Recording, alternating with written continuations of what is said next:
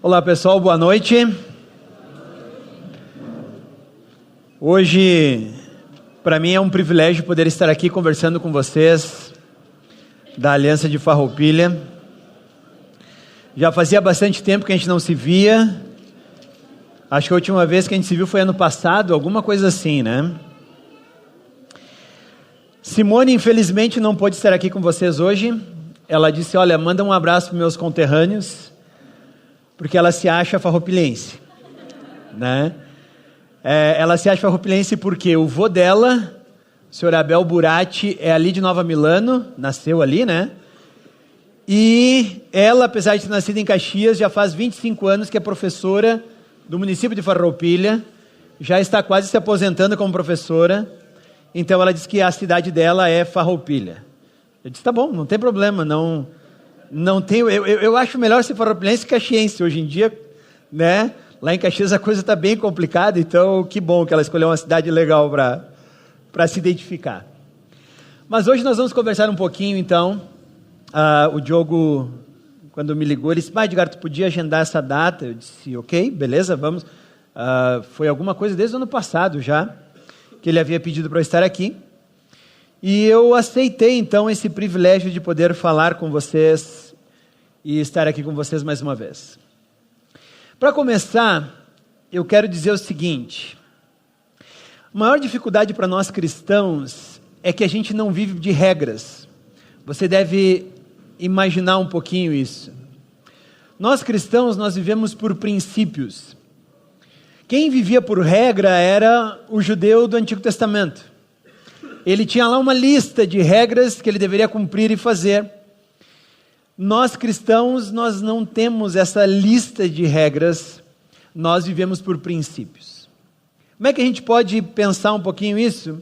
Imagina quando você era criança, você provavelmente quando era criança, você vivia por regras. Desde casa, você tinha várias regras a cumprir, que eram estabelecidas pelos pais, enfim, pelas pessoas que nos criaram. Depois nós fomos para a escola, e na escola também nós tínhamos várias regras, e nós vivíamos pautados por essa regra. Você fazia alguma coisa errado, você fazia alguma coisa equivocada, alguém apontava para a regra. Está aqui. E ok, faz parte. Mas aí nós crescemos, ou a maior parte de nós aqui hoje cresceu. E aí nós passamos a viver pelos princípios que regem a nossa mente. Toda ação, toda atitude, tudo que fazemos hoje, na verdade nós não fazemos do nada. Você não sai na segunda-feira de manhã dizendo, puxa vida, olha, eu acho que hoje eu vou dar um passeio de bicicleta ali no Salto Ventoso. Por quê? Porque daqui a pouco teu chefe liga, e aí, não vai trabalhar hoje? Então você tem um princípio, que você tem um compromisso com uma empresa que paga pela tua hora de trabalho, se é justo ou não, aí vai discutir com o seu chefe, não comigo.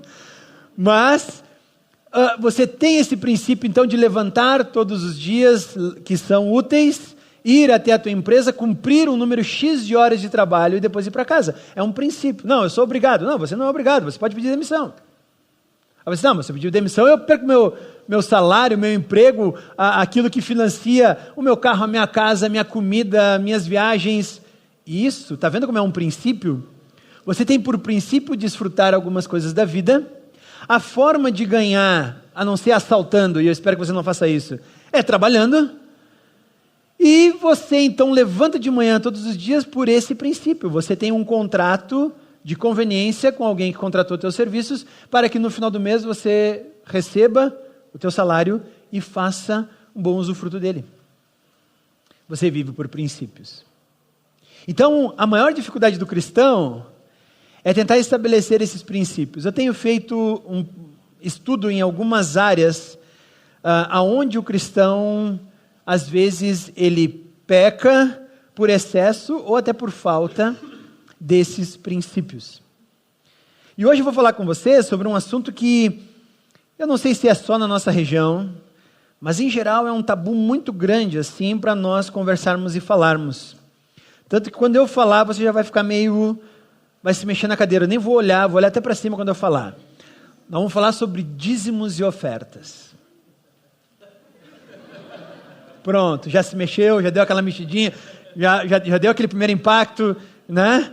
Ok, deixei você agora absorver isso, para dizer que eu acho que muitas vezes, muitas igrejas e comunidades erram total e completamente, porque tudo o que falam, tudo o que fazem, é sempre relacionado a falar para as pessoas sobre dinheiro, me doem, façam isso, me entreguem aquilo e tudo mais. Ao mesmo tempo, quando as igrejas não falam nunca sobre isso, nós também estamos errados. Por quê? Porque nós perdemos a possibilidade, nós perdemos a oportunidade de falar sobre esse assunto a respeito daquilo que a Bíblia fala. O que a Bíblia fala sobre esse assunto? Quanto você já estudou, você leu e você foi atrás sobre isso, sobre esses assuntos, porque cristianismo tem a ver com todas as áreas da minha vida. E cristianismo não é religião. Como eu falei para vocês, cristianismo é viver por princípios, os princípios que Deus estabeleceu em Cristo para nós vivermos. Então, tudo ao nosso redor, nós vivemos por princípio. Por exemplo, talvez alguém vai dizer assim, Edgar, por que você não adultera? É porque a tua religião não permite? Eu digo, não é por isso. Aí a pessoa diz, então a religião permite? Não, calma, espera, deixa eu explicar. Cristo estabeleceu um princípio de amar a Deus sobre todas as coisas e ao próximo como a si mesmo. Certo? Depois, em João fica mais complicado ainda, porque diz que nós temos que amar o próximo como Jesus nos amou. É mais complexo ainda. Mas vamos partir desse princípio então. O Deus a quem eu amo, ele tem um caráter e uma moralidade na qual ele libera o sexo para ser desfrutado dentro do contexto marido e esposa. E não fora disso. Todo o Antigo Testamento ele explicou que qualquer contexto fora desse é uma perversão sexual. Eu amo a Deus e eu não quero ofender a moralidade de Deus. Porque afinal de contas, o meu objetivo como cristão é ver Cristo e seus valores manifestos em todas as ações que eu tenho. Então, Cristo ainda disse que eu devo amar o próximo como a mim mesmo. A pessoa mais próxima que eu tenho hoje de mim é minha esposa. Se eu, porventura, vier a cometer um adultério, eu vou estar ofendendo e escandalizando diretamente essa pessoa que há 19 anos está do meu lado para todas as circunstâncias. Então eu não adultero por princípio, porque eu amo a Deus e amo o próximo como a mim mesmo. Então eu não preciso de religião, eu não preciso de uma placa aqui dizendo não adulterarás. Quem precisa eram os judeus que estavam tentando entender o processo de Deus. Deus estava os chamando e ensinando alguns princípios. Então, para todo judeu, a regra era essa. Para nós, esse é o princípio pelo qual vivemos. Então, eu não preciso disso. Ah, ok, entendi. Por que eu não fico com o troco na venda da esquina, quando eu vou comprar um leite, um pão, e a pessoa me dá o troco a mais? Eu digo, olha, você me deu um troco a mais, está aqui, estou te devolvendo. A pessoa fica dizendo, nossa, ele é um ET, mas muito obrigado, que bom, porque o furo do caixa ia ser meu. Eu digo, não, é exatamente por isso. Tem um Deus que diz que eu tenho que ter uma vida santa porque Ele é santo. Essa é a moralidade padrão de Deus. De novo, eu tento manifestar todos os valores de Deus com todas as atitudes da minha vida. Então, se eu não te devolvesse esse troco, eu ofenderia primeiro a Deus. Em segundo lugar, eu não estaria te amando como a mim mesmo. Porque se eu tivesse dado a você um troco errado, eu gostaria muito que você me devolvesse. Então, eu não preciso de uma regra, não furtarás. Porque eu tenho um princípio a viver. É assim também com relação a toda a grana que nós temos no banco, no bolso, em patrimônios e tudo mais. O que Deus tem a ver com tudo isso? O que o caráter de Deus tem a ver com tudo isso? Mais do que isso, como Deus é manifesto, ou melhor, os valores de Deus são manifestos na forma como eu usufruo dos meus bens. Se nós não falarmos sobre isso, nós nunca vamos aprender o que Deus tem a dizer para nós sobre isso. E podemos, para nossa tristeza, estar deixando de cumprir alguns princípios que Deus tem para nós, inclusive nessa área. Então, por isso eu gostaria muito de conversar com vocês sobre isso. Já conversei com a minha Aliança Pio X sobre isso, e eu acho que nós, como cristãos, temos o privilégio de fazer isso. Eu gosto muito das notas de real, não porque eu gosto de dinheiro. Tá, gosto um pouco de dinheiro. Se quiserem me dar... Não, estou brincando. A nota de real, ela tem uma coisa que o cartão não tem, que o Pix não tem, que o DOC, que o TED não tem. Ela tem uma frasezinha que até esses tempos o pessoal estava querendo tirar da nota de real. Mas eu acho muito legal que o real tenha aquilo. Mas se um dia tirar, eu não vou ficar triste. Mas você já reparou que tem um pedacinho de um salmo na nota de um real, de todos os reais? Que diz lá, Deus seja louvado. Aquilo é muito legal. Eu prefiro usar dinheiro físico. Por que eu prefiro usar dinheiro físico? Porque eu sou velho. Essa é a primeira opção. A segunda opção é porque aquilo me lembra muito, porque cada nota de real que eu puxo do meu bolso para pagar qualquer coisa, vem lá a inscrição, Deus seja louvado. Eu olho para aquilo e digo, Deus está sendo louvado com isso? Deus está sendo louvado com isso que eu estou comprando, adquirindo, fazendo? Agora imagina você, se você estivesse num bordel, e você vai pagar a conta do bordel, e aí você vai puxar e está escrito ali, Deus seja louvado. Não vai ficar legal, né? Estão percebendo como é que a coisa funciona? E se você vai receber uma propina, um dinheiro indevido, que é pago em dinheiro, porque o banco não pode saber, né? A gente já sabe que aqui no Brasil, dinheiro em espécie é muito importante por causa disso, né? A Receita não pega, o imposto e tudo mais, a gente consegue guardar em casa. E eu estou recebendo aquele dinheiro de propina, e ele está em notas, e eu olho, Deus seja louvado. E aí, o que eu faço? Eu gosto muito da nota de real. Gosto muito daquela frasezinha na nota de real. Porque cada real que eu uso, eu preciso lembrar que Deus precisa estar sendo louvado, até mesmo com o que eu adquiro. Ah, mas então eu não posso adquirir uma casa na praia. Não falei isso. Adquira, mas saiba que é Deus que precisa ser louvado por esse bem adquirido. E não use a casa na praia para ficar lá na praia de sexta a domingo, todo domingo, e deixar de vir na tua igreja em Farroupilha domingo. Porque Deus não vai estar sendo louvado se você assim fizer. Ah, mas então eu não posso comprar um carro super esportivo, um Ferrari. Compre. Se Deus te deu a possibilidade de ter, compre. Mas louve a Deus por esse benefício. E reclama com a prefeitura de Farroupilha porque as estradas não vão ser tão altas assim, você vai viver raspando o teu Ferrari em tudo que é buraco por aí. Se Farroupilha é parecido com Caxias, é assim. Eu só não tenho um Ferrari em Caxias por causa dos buracos. Tá? Então é isso. Eu não estou aqui dizendo agora que você tem que se privar de tudo que Deus colocar na tua mão. Eu quero te incentivar a usufruir e louvar a Deus em tudo que Deus colocar na tua mão. Isso é diferente. Você pode continuar usufruindo, louvando, agradecendo e usando todos os recursos que Deus te dá. Não tenha problema com isso. Mas lembre-se sempre de louvá-lo. Vamos agora àquilo que eu me propus a conversar, que tem a ver com dízimos e ofertas. E para isso eu preciso fazer uma volta ao Antigo Testamento. Lá no livro de Gênesis. Você vai dizer, hoje a coisa vai demorar. Calma. Fica tranquilo que eu vou tentar passar bem rapidinho.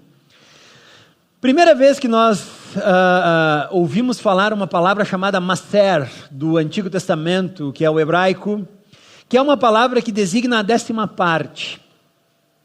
A primeira vez que a Bíblia fala dessa palavra está em Gênesis capítulo 14.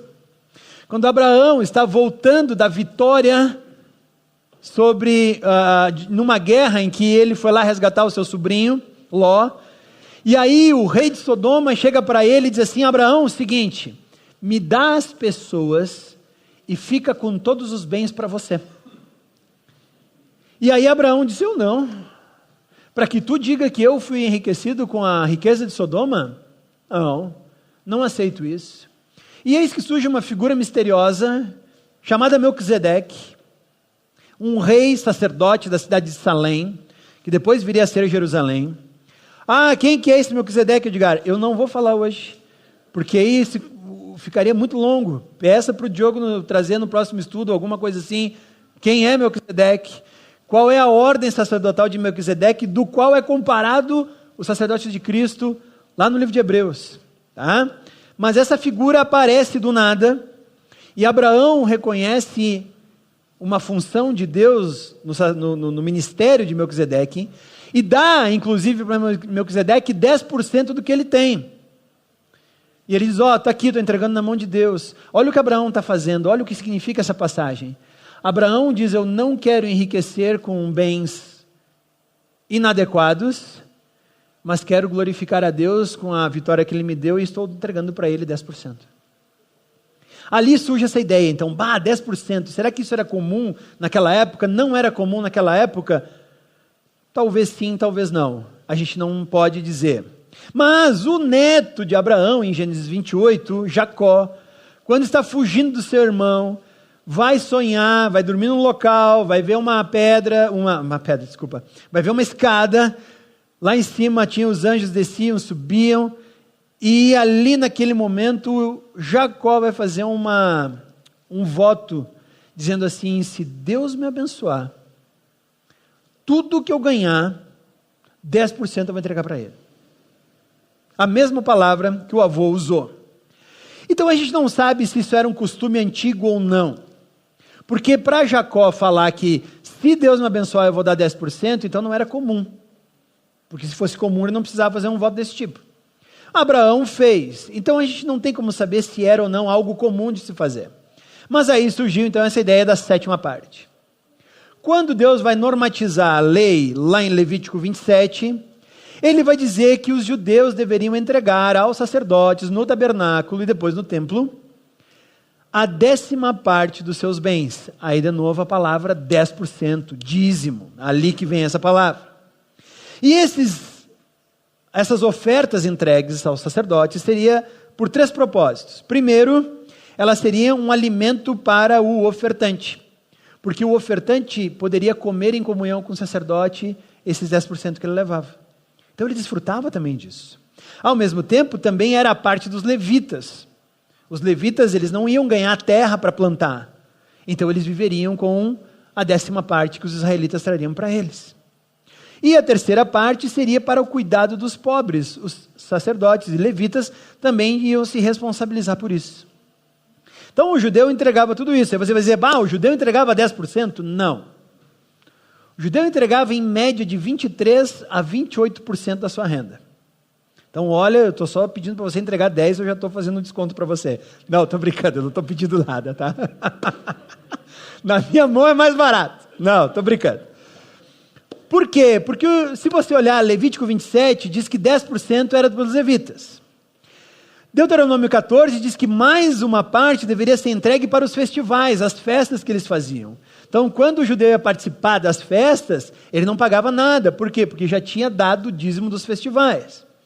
Depois, Deuteronômio 14 diz que a cada 3 anos eles tinham que dar mais 10%. Vai somando aí. E depois ainda tinha a lei da respigadura, que é o quê? Hoje aqui nós temos as nossas videiras, eu ando de bicicleta, eu não venho muito para Farroupilha, o máximo que eu pego para Farroupilha ali, Pedancino, ali naquela região, o agricultor ele planta até a cerca e fica com uma estiopa ali. Se alguém pegar o que está na cerca, já é. Eu sei que os ciclistas são muito mal vistos pelos agricultores, porque realmente muitos ciclistas folgados estão cansados, precisando de um açúcar no sangue para repor as suas energias e sentem aquele aroma da uva quando está passando de bicicleta. Aquele aroma chama. Não sei se vocês aqui assistiam os desenhos antigos assim. O desenho antigo o pessoal vinha só no aroma assim, né? E aí você olha aquela uva madurinha ali dizendo, oi, e aí? Estou cheinha de açúcar. Se o ciclista é cristão, ele diz, não, alguém plantou isso aqui, não é meu. Se porventura eu ver o agricultor e pedir, ou até quem sabe me oferecer para comprar um gás de uva, tudo bem. Mas nem todo ciclista é cristão, né? E tem até mesmo ciclista cristão que peca e depois vai pedir perdão. Eu não. Mas essa é a ideia. O judeu não podia colher até a cerca. Por quê? Porque às beiradas da propriedade, o judeu tinha que deixar para os pobres irem colher. O trigo, a cevada e todos os grãos que eles plantavam, eles não podiam colher até a beirada da cerca. Então isso aí também era considerado parte de dízimo, ou oferta, porque não era dele. Ele deveria dividir aquilo com os pobres. E além disso, tinha mais o imposto do templo. Então se você somar tudo isso, o judeu entregava em média de 23% a 28% da sua renda como oferta ao Senhor. Só que olha o que eu falei, tudo regrado, estava lá na regra, ele tinha que cumprir, senão ele não era um bom cristão. Inclusive, existem vários textos na Bíblia, que se você for procurar, você vai ver que o povo de Israel é castigado por reter para si os dízimos. Então você vai olhar lá, 2 Crônicas, capítulo 31, versículo 4, Deus julga porque eles estão retendo os dízimos. Neemias, capítulo 13, versículo 10, diz que os levitas, por não terem o dízimo do povo, abandonaram as suas funções sacerdotais e foram plantar, porque não tinham o que comer, lembra? Eles comiam no dízimo. Se o povo não dá o dízimo, eles não tinham o que fazer. Então eles não tinham serviços religiosos suficientes, porque os levitas foram plantar para comer. E tem o famoso texto de Malaquias, capítulo 3, em que o pessoal fala dos gafanhotos, e diz que aquele gafanhoto, na verdade, não é um gafanhoto, é um demônio, e se você não der o dízimo, esse demônio vai reter as tuas finanças. E, gente, Malaquias, capítulo 3, não é um demônio, eram gafanhotos que Deus traria para julgar o povo de Israel por reterem o dízimo. Como é que era o dízimo de Israel? Era baseado na sua produção agrícola. O que o gafanhoto faz? Acaba com a produção agrícola. Então Deus ia mandar vários tipos de gafanhotos para que eles não tivessem nem eles o que comer por reterem o dízimo. Não é o demônio devorador, é o gafanhoto devorador. É o gafanhoto cortador. Mas essa era a função. Era um castigo que Deus traria para quem retia os dízimos. Aí você vai dizer, tá, então com nós funciona assim? Não. Não, se você reter teu dízimo, não vai acontecer nada com a tua conta bancária. Pode ficar tranquilo com isso. Se você não der nada, nenhuma oferta, não fizer nada como oferta generosa a Deus, não vai mudar em nada. Porque nós não temos mais essa regra. A regra do dízimo ela é descontinuada no Novo Testamento. Mas, lembra que eu falei dos princípios? O princípio ainda fica. Aí, como você vai encarar diante de Deus esse princípio? Aí é um problema todo seu. Então, você pode reter? Pode. Ah, minha conta vai baixar se eu reter? Pouco provável. Pouco provável, só se tu investiu nas americanas. Aí a coisa vai ficar feia. Tá? Mas se você não fez isso, não vai mudar. Mas como você coloca a tua cabeça no travesseiro, como você encara teu cristianismo, como você vai viver com os princípios de Deus, sendo que falta esse. E esse é o nosso maior problema. Hoje nos falta conhecer os princípios do Novo Testamento.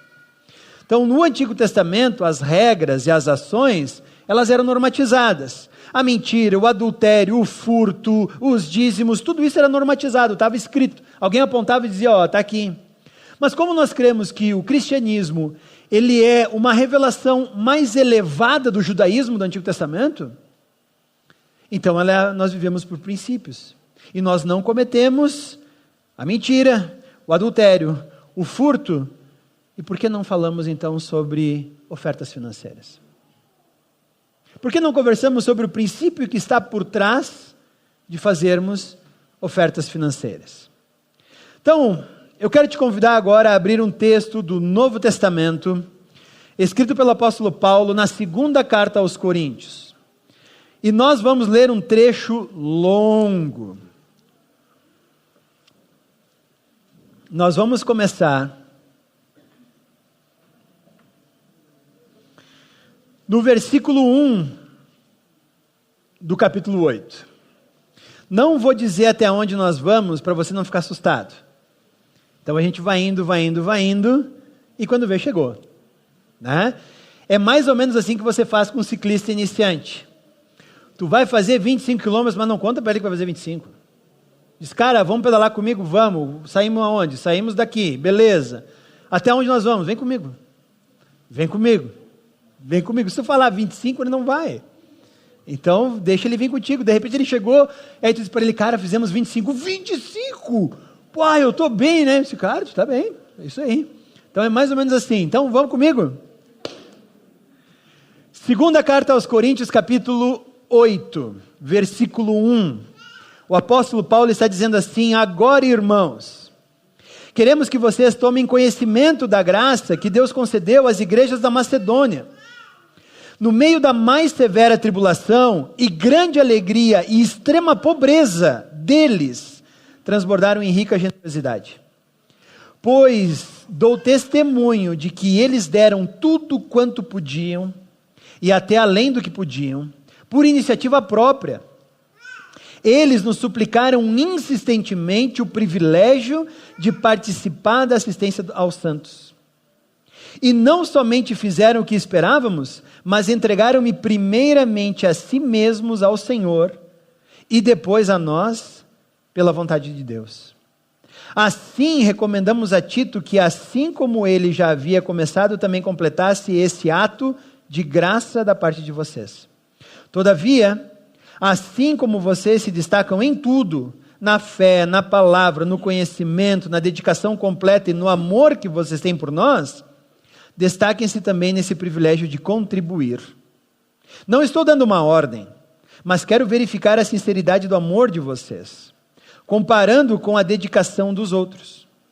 Pois vocês conhecem a graça do nosso Senhor Jesus Cristo, que sendo rico se fez pobre por amor de vocês, para que por meio de sua pobreza vocês se tornassem ricos.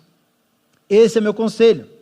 Convém que vocês contribuam, já que desde o ano passado vocês foram os primeiros, não somente a contribuir, mas também a propor esse plano.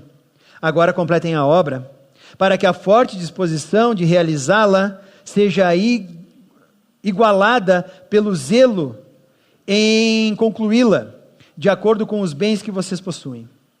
Porque se há prontidão, a contribuição é acessível de acordo com aquilo que alguém tem, e não de acordo com o que não tem. Nosso desejo não é que outros sejam aliviados enquanto vocês sobrecarregados, mas que haja igualdade. No presente momento, a fartura de vocês suprirá a necessidade deles, para que, por sua vez, a fartura deles supra a necessidade de vocês. Então haverá igualdade. Como está escrito, quem tinha recolhido muito não teve demais, e não faltou a quem tinha recolhido pouco. Agradeço a Deus ter Ele posto no coração de Tito o mesmo cuidado que tenho por vocês. Pois Tito não apenas aceitou o nosso pedido, mas está indo até vocês, com muito entusiasmo e por iniciativa própria. Com ele estamos enviando irmãos, que é recomendado por todas as igrejas por seu serviço no Evangelho. Não só por isso, mas ele também foi escolhido pelas igrejas para nos acompanhar quando formos ministrar essa doação. O que fazemos para honrar o próprio Senhor e mostrar a nossa disposição? Queremos evitar que alguém nos critique quanto ao nosso modo de administrar essa generosa oferta, pois estamos tendo o cuidado de fazer o que é correto, não apenas aos olhos do Senhor, mas também aos olhos dos homens. Além disso, estamos enviando com eles o nosso irmão, que muitas vezes e de muitas maneiras já nos provou que é muito dedicado, e agora ainda mais, por causa da grande confiança que ele tem em vocês. Quanto a Tito, ele é meu companheiro e cooperador entre vocês. Quando a nossos irmãos, eles são representantes das igrejas e uma honra para Cristo.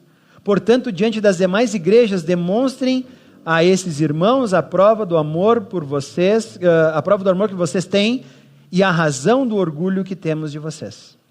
Não tenho necessidade de escrever a respeito dessa assistência aos santos. Reconheço sua disposição em ajudar e já mostrei aos macedônios o orgulho que tenho de vocês, dizendo-lhes que, desde o ano passado, vocês da Acaia estavam prontos a contribuir, e a dedicação de vocês motivou a muitos.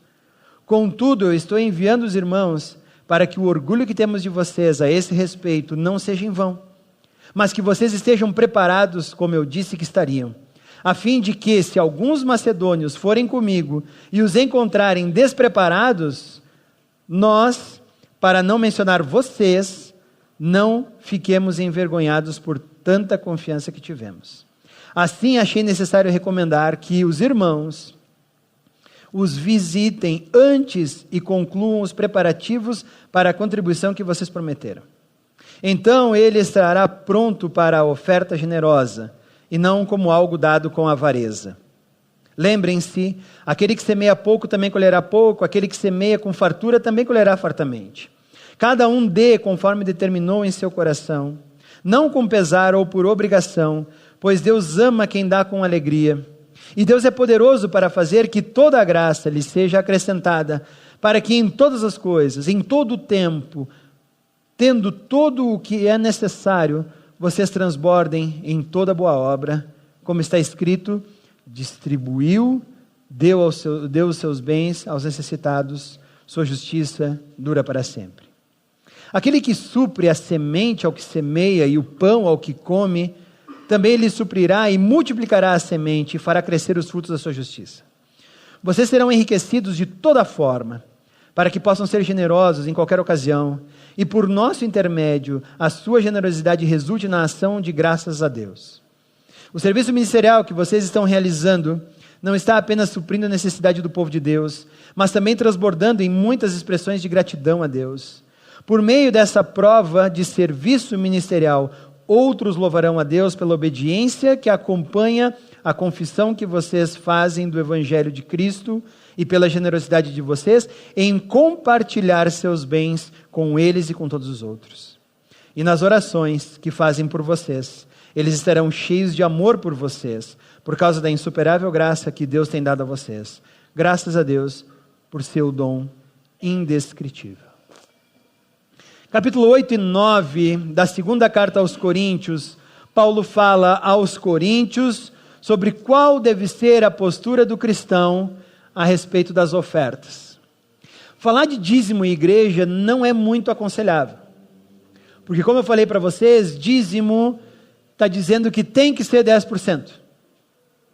Dízimo é uma palavra que foi usada no Antigo Testamento, e em momento algum do Novo Testamento você vai ouvir a palavra dízimo. O que nós vamos ouvir são as palavras ofertas, e é isso que nós temos que nos acostumar. Então se você diz assim, eu vou lá na igreja e dou o dízimo, não, você não dá o dízimo, você faz uma oferta. Mas é quanto que tem que ser essa oferta? Aí, vamos olhar para o texto, capítulo 8, versículo 3 e 4, é voluntária. Ninguém pode coagir você e ninguém pode obrigar você a doar. Ninguém pode dizer que você vai ser amaldiçoado por Deus por não doar.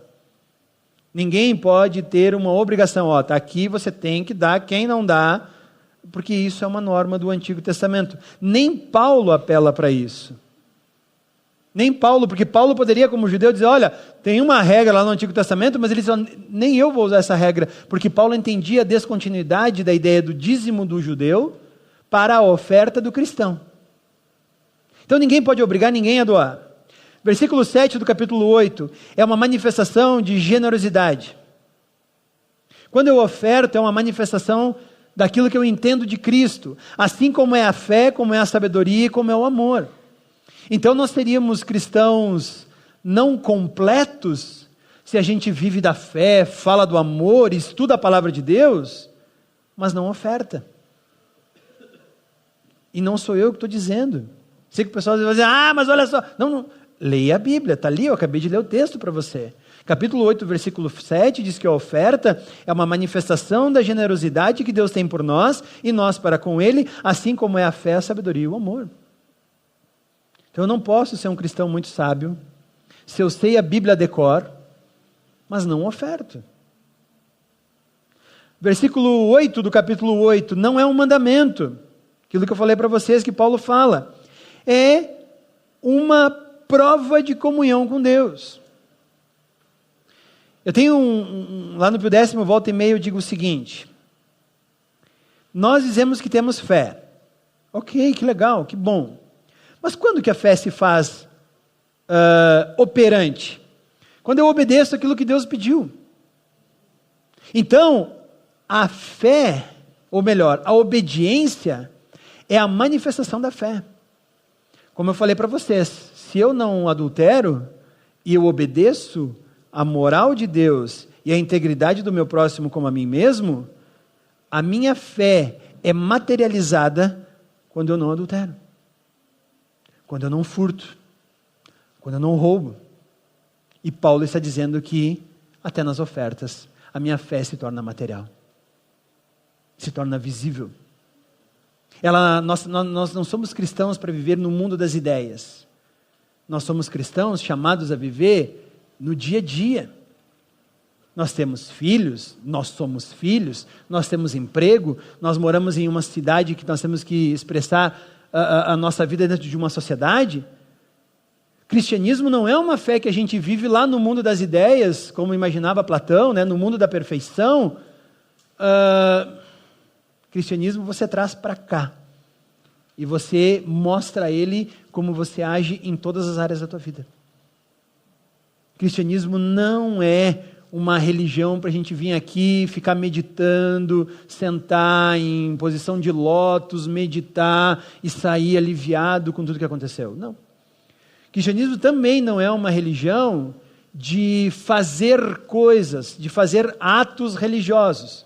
Então não adianta eu dizer que sou cristão, e aí o que eu preciso? Não, olha, você tem que pegar aqui e apresentar lá na esquina um trabalho. Ah, eu levo lá. E eu não preciso ter moralidade nenhuma, eu só preciso fazer esse trabalho e levar lá na esquina e ir embora. Ninguém pede nada sobre minha vida, minha moralidade, meu sentido. Não pede nada disso. O cristianismo ele tem que ser aplicado no dia a dia.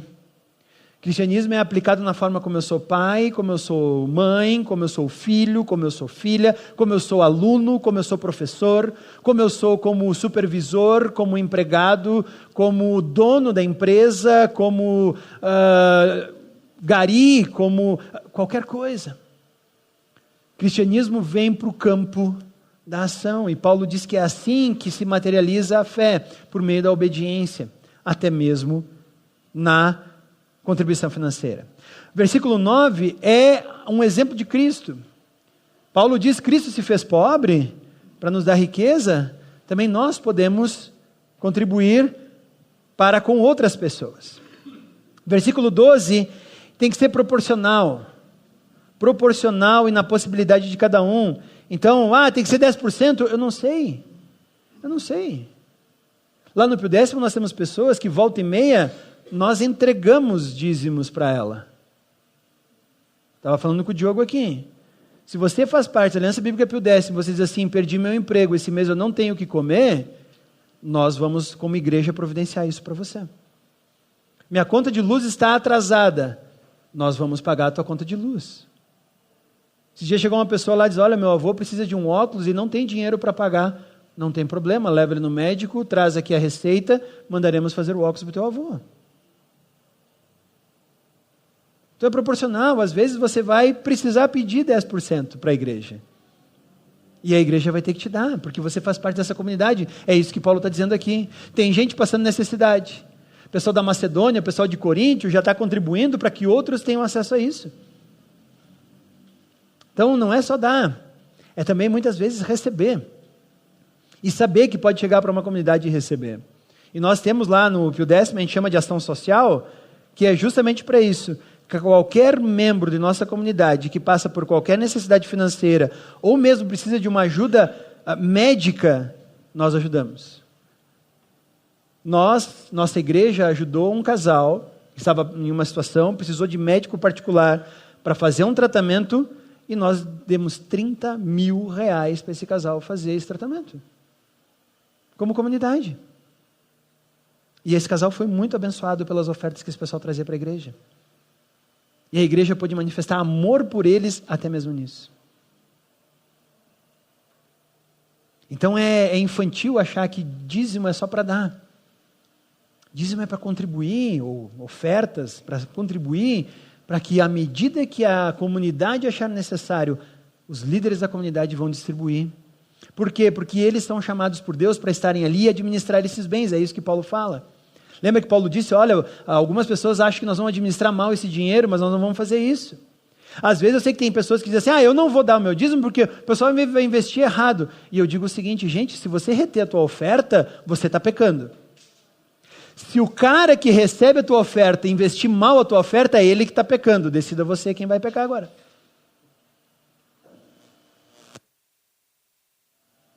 É isso que nós precisamos entender. Então tá, os outros vão errar, então eu vou errar também aqui, para daí não dou lá, aí não erra lá.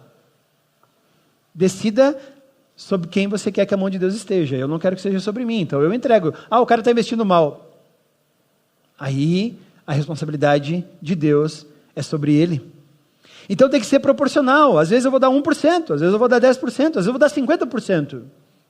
Tem problema? Não. E às vezes vou recolher 10, 15, 20%. Vou precisar. Estou passando por necessidade. Nosso primeiro ajuda, eu não sei, o cristão não deveria pensar no primeiro momento de ajuda no banco, porque o banco vai te cobrar juros daquele dinheiro.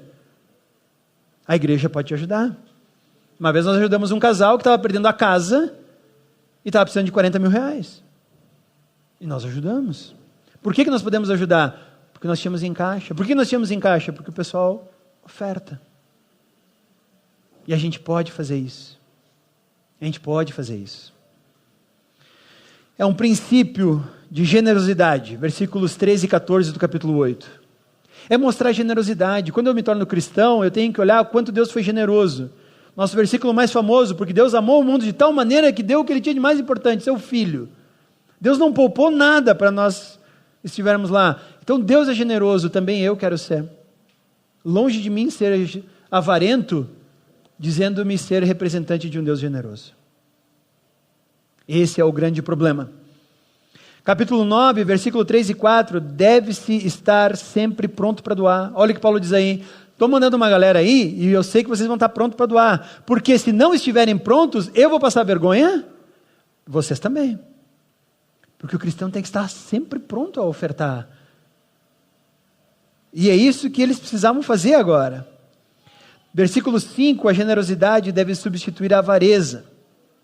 Versículo 7 em diante, deve ser feito com alegria. Por quê? Porque aquilo que eu dou vai ajudar o necessitado, vai ajudar os trabalhadores que estão plantando o evangelho, seja aonde quer que estejamos. Nós, como Aliança Bíblica Pio X, nós ajudamos 3 missionários, especificamente.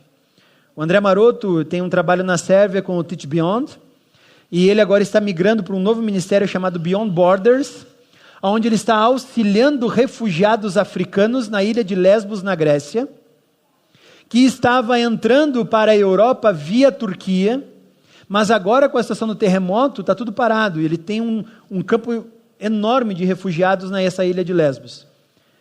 E um pouquinho da ajuda que a gente manda para o André e outras igrejas também, eles conseguiram fazer uma escola de containers dentro do campo de refugiados, para ensinar inglês para esses africanos conseguirem alguma coisa ao acessar a Europa.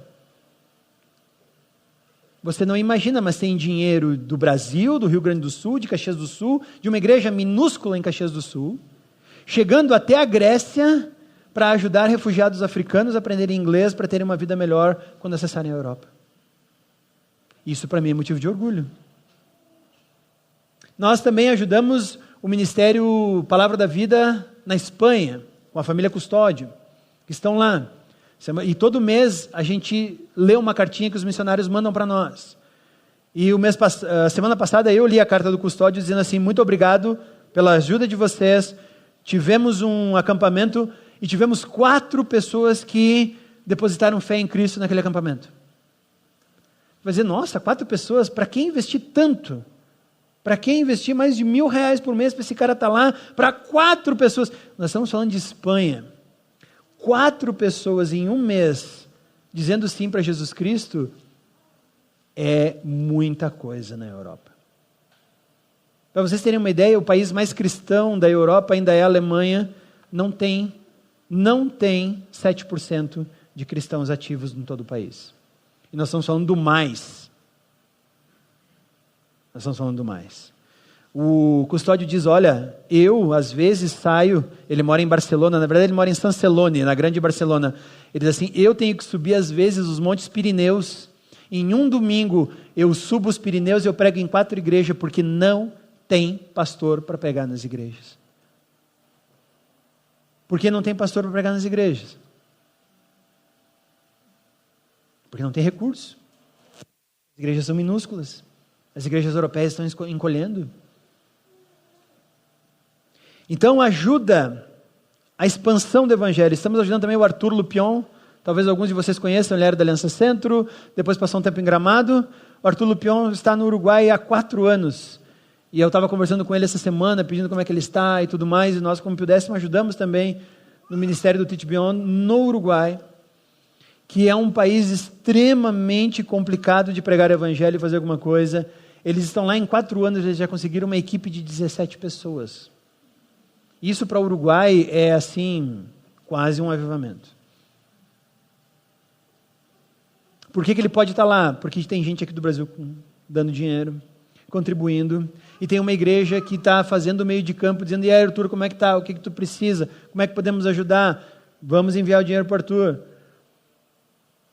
Tem também o evangelismo que acontece em Caxias do Sul, por meio das pessoas que trazem, olha Edgar, eu estou evangelizando uma pessoa, agora chegou num nível que eu não tenho o que fazer. Eu digo, não, ok, eu dedico o meu tempo, traga essa pessoa aqui, deixa eu me apresentar e vamos continuar o nosso trabalho. Mas se não tivesse recurso, eu não poderia estar dando meu tempo ali, naquele momento, daquela forma. E aí eu ia ter que dizer para a pessoa, olha, eu lamento, mas eu tenho que continuar trabalhando de mecânico, que foi meu último emprego antes de ser obreiro. Tenho que continuar o meu emprego de mecânico aqui. O cliente está precisando do carro, eu não posso discipular alguém, não posso explicar o evangelho para ninguém, porque o cara está esperando eu terminar de trocar as pinças de freio e ele precisa viajar com a família. Então, lamento, te vira com essa pessoa. Mas há recursos. E eles disseram, investimos em você, para você ter tempo livre justamente para isso. Para você ter algum tempo para gastar lendo a Bíblia e tirando os princípios dela ali. Porque claro, quando eu estou aqui falando para vocês, eu falo o quê? 40 minutos? 1 hora no máximo? Eu já cronometrei quanto tempo eu demoro para falar 40 minutos. Mais ou menos 5 horas em cima da Bíblia para tirar do texto esses princípios que eu estou entregando para vocês. Eu não teria essa possibilidade nenhuma de fazer isso. Mais discipulado, mais visita para os grupos, mais preparar material para a célula, mais um monte de coisa, se a igreja não estivesse honrando a minha vida, meu ministério, dizendo, olha, investimos no teu tempo, dedique esse tempo para nós. Não teria isso. Também não teria comida para as 17 famílias que nós ajudamos. As famílias iam chegar lá, bater na nossa porta, e eles já sabem, eles chegam lá, esse dia chegou, agora essa semana, eu estava lá no Hospital Geral em Caxias, aliás, em Caxias, né? Eu estava lá no Hospital Geral, e uma mulher me falou que aqui vocês dão cesta básica. Quem é a mulher? Uma mulher que estava com a filha dela lá. Tá? O que a senhora precisa?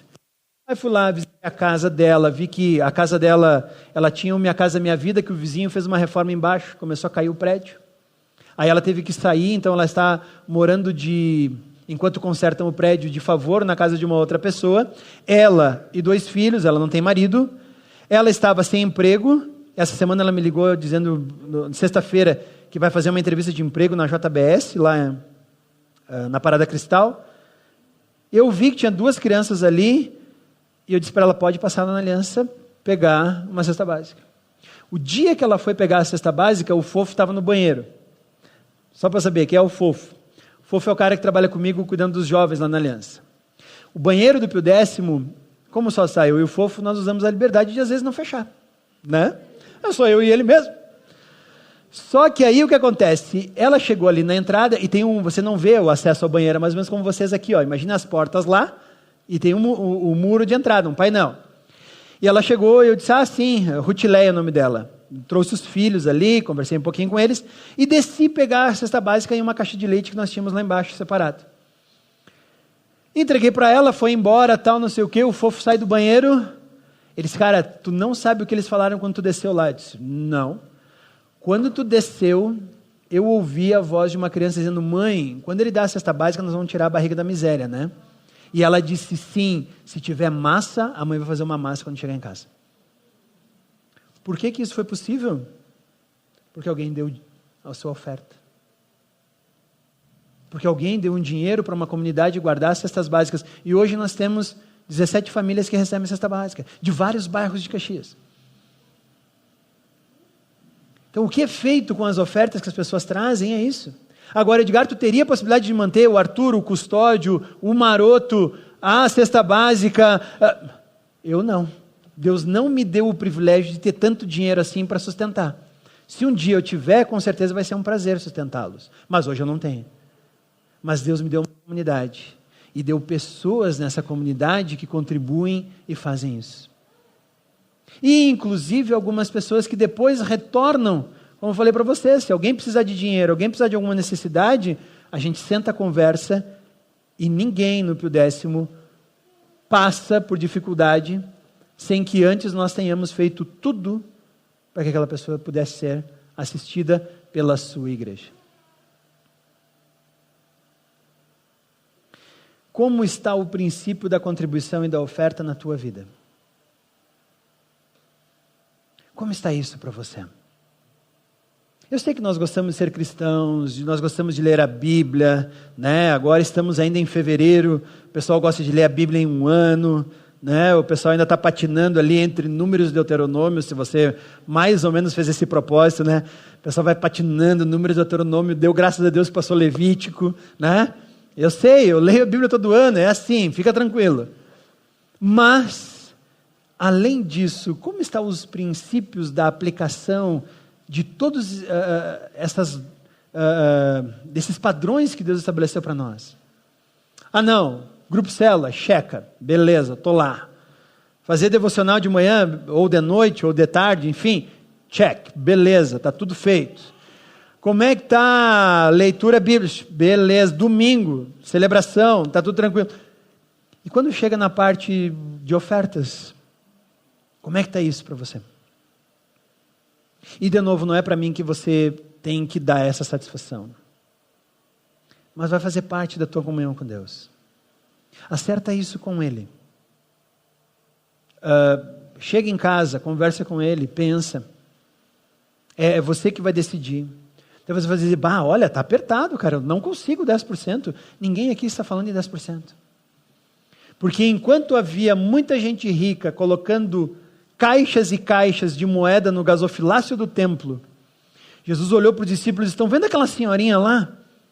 E uma senhorinha que foi lá e largou 2 moedinhas. E Jesus disse, ela largou mais do que todo mundo.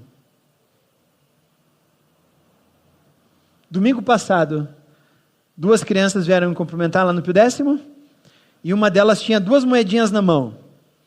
E ela me deu um beijo e disse, tio, eu vou ali e já volto. Ela foi até o gasofilácio, largou as 2 moedinhas e voltou. Ela provavelmente deu mais do que qualquer pessoa que deve ter dado lá. E eu sei que o tesoureiro sempre diz, tem moedas no gaso. E agora eu sei quem larga as moedas no gasofilácio. E ela já está com um princípio desde cedo ali colocado. Eu não sei quanto aquilo é de porcentagem do que ela ganha de mesada. Mas o princípio está ali. Voltando àquela nota de real. Ande sempre com uma cédula de real na tua carteira. Se você vai usar Pix, transferência, DOC, depósito, sei lá, antes de fazer qualquer coisa, abra aquela carteira, pega aquela nota, leia aquela inscrição, Deus seja louvado. E se Deus estiver sendo louvado com aquilo, faça. Se você tiver dúvida, espera. Se você tiver certeza de que Ele não está sendo louvado, então não faça. Tenhamos por princípio levar o nosso bolso convertido tanto quanto a nossa mente e o nosso coração. Por quê? Porque Deus vai usar os recursos que nos dá para continuar a obra que Ele está fazendo. Ele é o Deus da prata e do ouro, sim, Ele pode fazer qualquer coisa, Ele não precisa do teu dinheiro. Mas Ele vai te dar o privilégio de usar o teu dinheiro para você não imagina onde. Talvez alguém levantar a mão para Jesus na Espanha. Talvez para um africano aprender inglês na Grécia. Talvez para no Uruguai alguém ouvir falar de Cristo. Talvez para um menininho em um bairro pobre da tua cidade comer massa. Talvez para alguém estar empenhado na leitura bíblica para que domingo chegue aqui e possa te explicar o princípio do que Cristo tem, para que possa sonhar junto com vocês. Mas fiquem tranquilos, não é obrigação, mas é um privilégio, que se nós fizermos, nós vamos colher os benefícios disso. Nós vamos colher os benefícios disso. Vamos orar? Senhor Deus, nós agradecemos a Ti por todo o recurso que Tu coloca em nossa mão, porque com certeza é muito mais do que precisamos, é muito mais do que pedimos, é muito mais do que imaginamos. Talvez não seja tudo o que gostaríamos, mas ainda assim, Pai, é a Tua misericórdia e a Tua graça nos dando o desfrutar desses recursos. Então, obrigado, Pai. Obrigado por cada coisa que a gente às vezes levanta sem saber sequer que Tu providenciou. Desde o relógio que despertou e tinha bateria e nós podemos pagar esse relógio. Desde o telefone celular que vai nos dar as notícias do dia, que nós vamos olhar as informações, ou pessoas vão entrar em contato conosco e Tu nos dá a possibilidade de ter.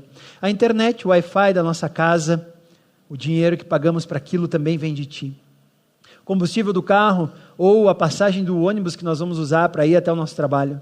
Obrigado pelo privilégio disso. O pão, o café que nós vamos ter em nossa mesa. E às vezes temos mais do que pão e café, temos frutas, temos verduras, temos cereais. E com isso vemos como somos mimados por Ti. Pela roupa que vamos vestir, pelo calçado, pelo tênis, pela meia que colocamos. Pela água que sai em nossas torneiras. Pela luz que acende. Senhor, por tudo. Tudo isso é Teu. E isso que nós estamos falando só de manhã quando acordamos. Fora tudo mais que Tu vai nos dar.